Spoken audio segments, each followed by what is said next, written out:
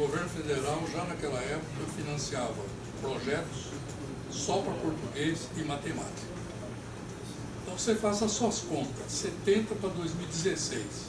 Há quantos anos que nós estamos investindo, décadas, em português e matemática?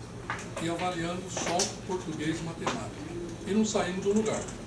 Bom, para mim é muito simples. O currículo você tem que avaliar por inteiro, para começo de conversa. Porque na medida que você prioriza essa ou aquela disciplina, você, de certa forma, você introduz na cabeça do aluno que essas são as mais importantes. É isso que eu tenho que estudar. É isso que cai na prova. É isso que... E os próprios professores estimulam isso. Essa que é a questão. A tal ponto que, quando São Paulo introduziu o bônus, aí conseguiu piorar mais ainda a situação.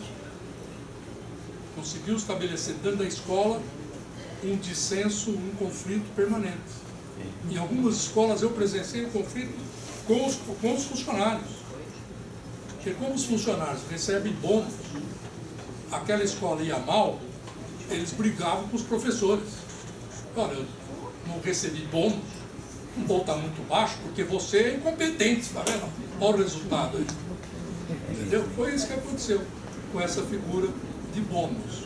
Bom, sem falar que paralisa a escola no segundo semestre, que vai acontecer o SARESP em novembro. Então, a partir de agosto, fica todo mundo treinando as crianças em português e matemática. Que é aquilo que vai dar bom. Eu vou até começar pelo final da sua fala. Treinando. Treinar não é estudar. É isso mesmo. Uma coisa, muda-se o currículo, mas o estudante não estuda. O que está faltando é mais tempo. Eu vou fazer perto. Mais tempo no espaço escolar não significa mais tempo estudando. E acontece o seguinte, que o aluno de hoje ele está acostumado a ir para a escola e não estudar. Numa regra geral, sabe um ou outro professor de qualquer área que consegue dar aula, na maioria. Eu tenho certeza que os colegas aí já fizeram isso. Você aprova aluno que passa 3 anos na escola sem levar uma caneta. Essa é uma realidade dura. O senhor foi secretário e deve ter chegado a essas coisas, sei lá. Então, quando esse aluno vai fazer prova, ele sabe o que do que está. Então precisa. Eu tive um aluno que ele fazia isso aqui. Ele fazia a prova dele, vou pegar seu papelzinho para dramatizar o negócio. Dessas provas que o governo manda. Essa é assim. Marcou. Aí tu vê de novo, na outra página. Essa daqui é aí. Mas ele não precisava nem ter esse trabalho. Se ele tivesse sido bom de matemática, ele saberia, estatisticamente, se ele colocar de cabo a rabo uma alternativa só, ele tem 25% de acerto. Eu sei, mas eu não falei. Porque eu, fazendo, eu nem falei, nem vou dizer aluno que eu sei. Foi mau aluno de matemática. 50, uns 30% dos alunos vão regularmente para a escola sem levar material, sem levar uma caneta, sem levar um lápis. Aliás, na minha escola, um dia aconteceu um fato interessante, um dia que eu estava dando aula. No ensino médio, o professor pode aprovar. Se ele não aprova esse aluno é porque não quer aprovar. Eu estou entrando na sala de aula com os caderninhos embaixo do braço. Desculpa, eu tenho que fazer uma observação. O senhor falou que no ensino médio a gente pode aprovar. Sim. Vou dizer para o senhor, não é bem assim. O ano passado, numa sala, nós reprovamos 9 alunos.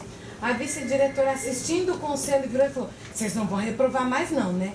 Chegando esse ano, que eu entro na sala, eu dou de cara com os 9. Falei: o que vocês estão fazendo aqui? A gente passou, professora. Aí eu fui falar com a direção. A resposta que me deram foi que o supervisor chegou e disse que era para aprovar.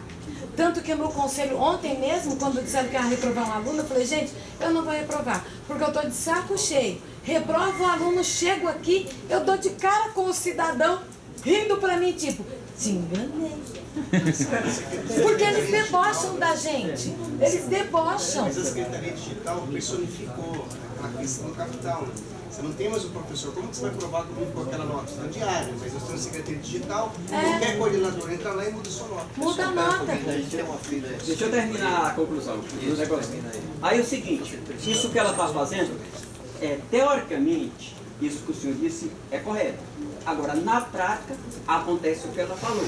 Ou seja, e aí eu ia fazer uma referência que aconteceu comigo. Vou entrando na sala para dar aula no último horário, com os caderninhos de filosofia debaixo do braço. Eles tinham pego dobrado a de história em 4 partes, feito de tijolinho lascado, jogado assim pro telhado. Pá. Quando eu vou entrando, ele foi e disse: professor Chicantes, que não dê as suas revistas, porque nós não queremos saber de revista no meio. A gente já rasgou do professor de história, e como a gente gosta de você, não quer rasgar a sua também. Eu disse: tá certo, mas vamos fazer o seguinte, vou me buscar com você. Puxei a mesa do professor, pus ali no meio, mais no meio da sala, mais localizado para todos. Os que quiserem pegam, os que não quiserem não lascam, não devolvam, eu vou devolver para casa. Então acontece isso. Então o cara, como é que o cara faz uma prova, seja ela de que disciplina for, se ele nunca abriu o material didático, ou se ele não copiou a aula do professor, ou se ele não pegou uma caneta para fazer um cálculo? Isso aí vai tudo rebater lá.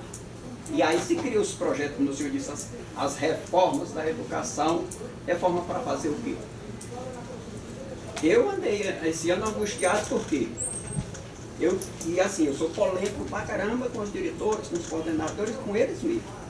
Meu filho, eu acho que eu vou tirar você da sala de aula, ou você lá embaixo e dar aula só para as cadeiras. Porque eu acho que talvez a vezes me escute melhor do que vocês.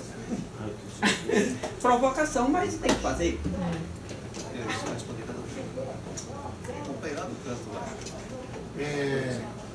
Tem uma provocação, o senhor fez um comentário a respeito do curso em EAD, disse que alguns cursos são de péssima qualidade, né?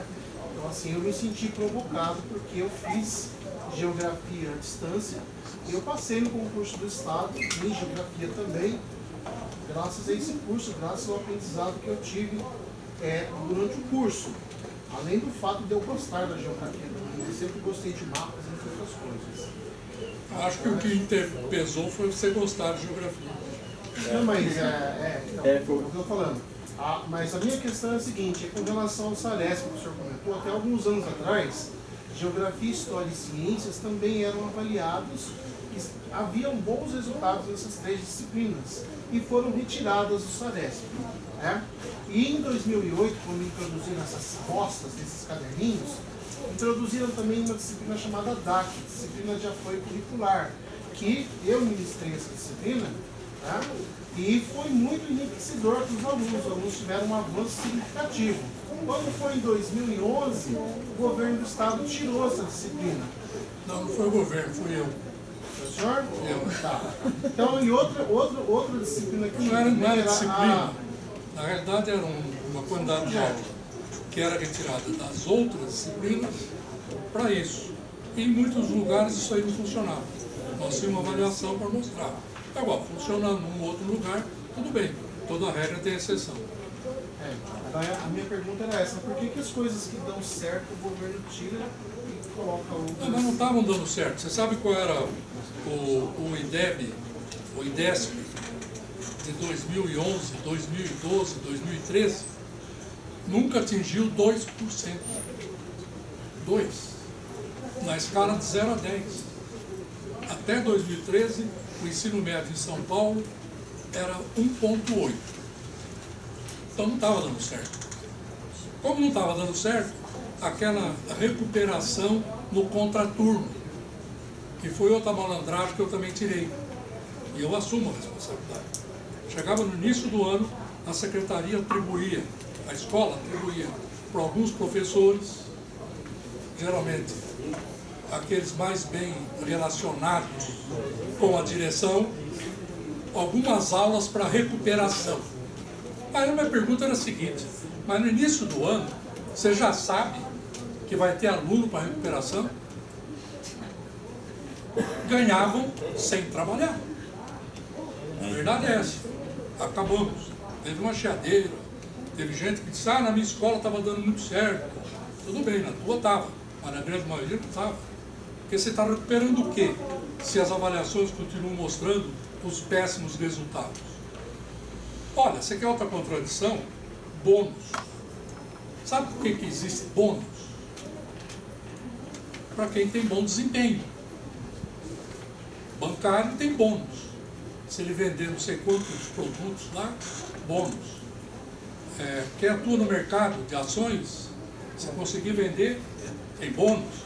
Aliás, o que quebrou os Estados Unidos em 2008 foi a indústria do bônus. Os caras vendiam para qualquer um, casa, moradia, para ter o bônus dele. Se o cara podia pagar ou não, é outra história. Chegou lá na frente, quebrou.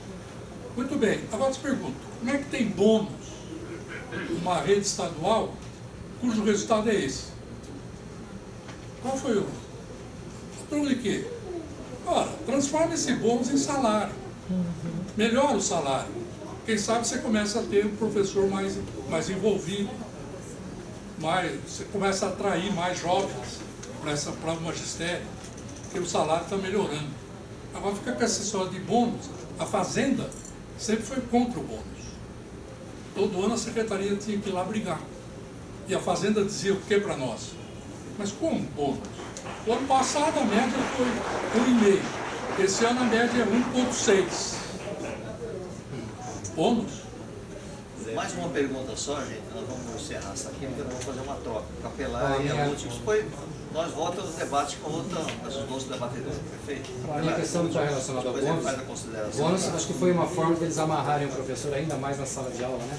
Não tirar férias, não tirar licença, não licença saúde, aquela coisa. Mas a minha questão é a seguinte, a gente sabe que a reforma do ensino médio tem junto com esses aspectos da morte e tudo mais, é uma visão puramente financista, né? Mercadológica, grana, no fundo é economia.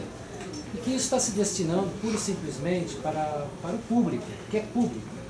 Gastar menos para que o governo não tenha tanta despesa. Né? Não, para que ele possa pagar os juros da dívida. Isso. Agora, eu fico perguntando, a rede particular de ensino, que se prima pela qualidade, eles concorrem uns com os outros, as grandes redes, né, particulares, os vestibulares, né, quem mais aprova é quem mais tem adeptos, né, porque aprova mais. Com certeza eles não entrarão nessa reforma, porque os vestibulares cobram um composto assim, bastante completo, né, do aprendizado.